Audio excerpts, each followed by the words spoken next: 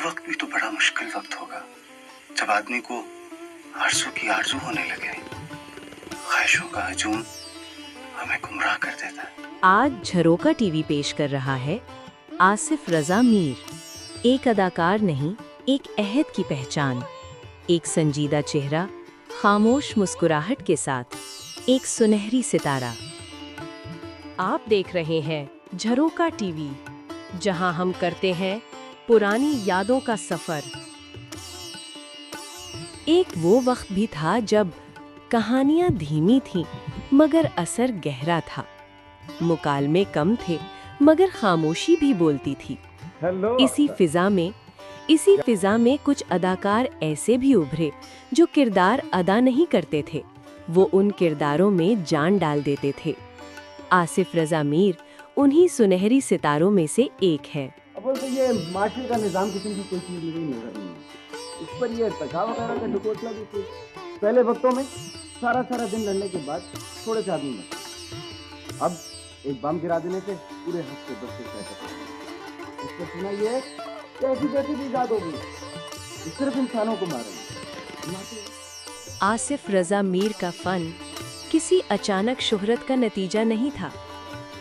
ये उस घर की परवरिश थी जहां कैमरा सिर्फ रोजगार नहीं, तारीख था। उनके वालिद रजा मीर पाकिस्तानी फिल्मी सनत के इब्तदाई मेमारों में शुमार होते हैं। उन्होंने इब्तदाई पाकिस्तानी फिल्मों के दौर में कैमरे के पीछे खड़े होकर एक नई बसरी जुबान की बुनियाद रखने में अहम किरदार अदा किया। यूं रोशनी, फ्रेम और मंजर आसिफ रजा मीर के लिए नए नहीं थे, वो उनसे बचपन से मानूस थे। फन उनके लिए ख्वाब नहीं, घर का माहौल था। मगर विरसा रास्ता दिखाता है, चलना खुद पड़ता है।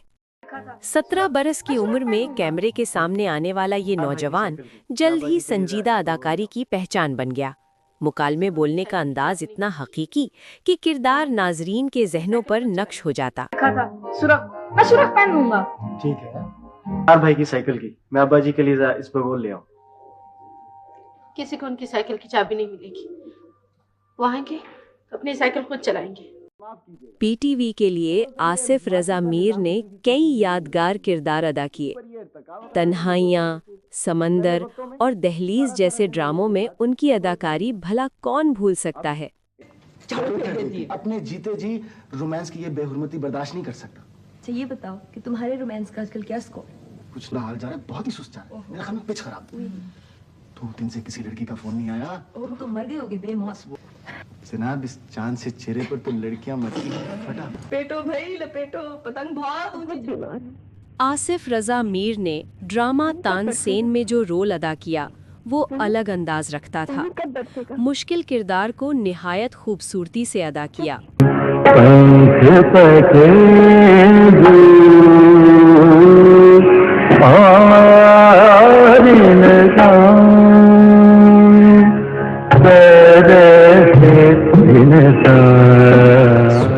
आसिफ रजा मीर ड्रामा दरवाजा में भी एक जानदार रोल करते नजर आए, लेकिन तन्हाइयाँ में उनके किरदार को बहुत पसंद किया गया।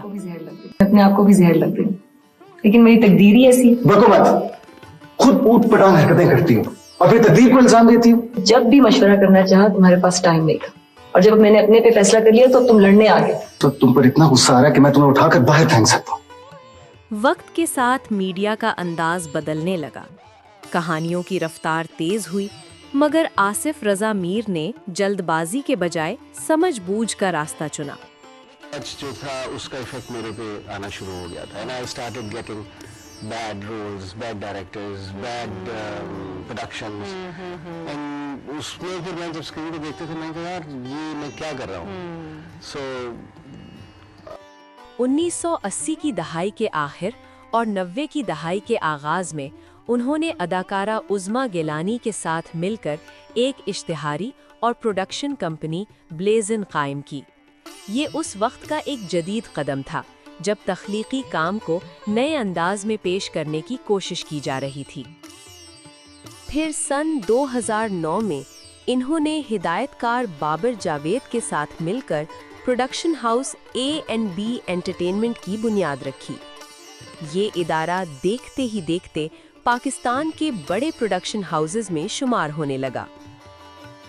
उनकी प्रोडक्शन में बनने वाला ड्रामा मेरी ज़ात ज़र्राए बेनिशान सन 2010 में गैर मामूली कामयाबी हासिल करके A&B एंटरटेनमेंट की पहचान बन गया। इसके बाद मैं अब्दुल कादिर हूँ ने एक नौजवान की रूहानी और अंदरूनी तब्दीली की कहानी के जरिए नाजरीन के दिलों को छू लिया। यूं आसिफ रजा मीर की वापसी सिर्फ स्क्रीन पर नहीं, बल्कि मयारी कहानियों के जरिए नए दौर के ड्रामे को सिमत देने की सूरत में हुई। have to take that step if it is necessary कि आपको कोई रास्ता नहीं नजर तो आपको अल्लाह ताला ने ज़िंदगी दी भी है और उसने कहा है कि अगर एक रास्ता बंद होता है तो दूसरे रास्ते भी खुलते हैं। तो this is not the end of the world. Go and talk to people, बात करें लोगों से, आपको बहुत। आसिफ रजा मीर ने कई पाकिस्तानी फिल्मों में भी काम किया।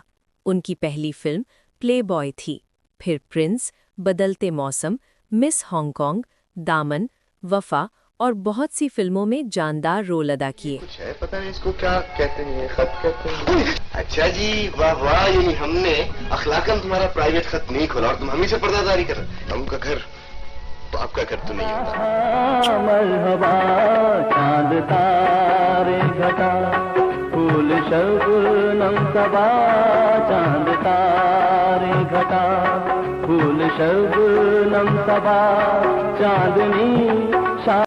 ज्यादातर फनकार अपने सुनहरे दिनों के बाद यादों का हिस्सा बन जाते हैं, मगर आसिफ रजा मीर याद बनकर रुके नहीं।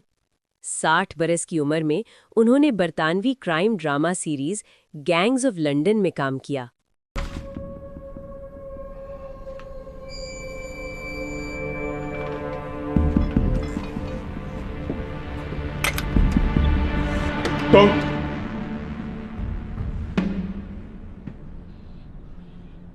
Close those curtains. उनकी बावकार अदाकारी ने बैनुल अक़वामी नाज़रीन को भी मुतासिर किया और ये साबित किया कि पाकिस्तानी फनकार आलमी मयार पर भी नुमाया हो सकते हैं। एक नस्ल ने उन्हें पीटीवी पर देखा, दूसरी ने उनकी तख्लीक करदा कहानियाँ, और अब नई नस्ल उनके बेटे अहद रजा मीर में उसी वक़ार और संजीदगी की झलक देख रही है।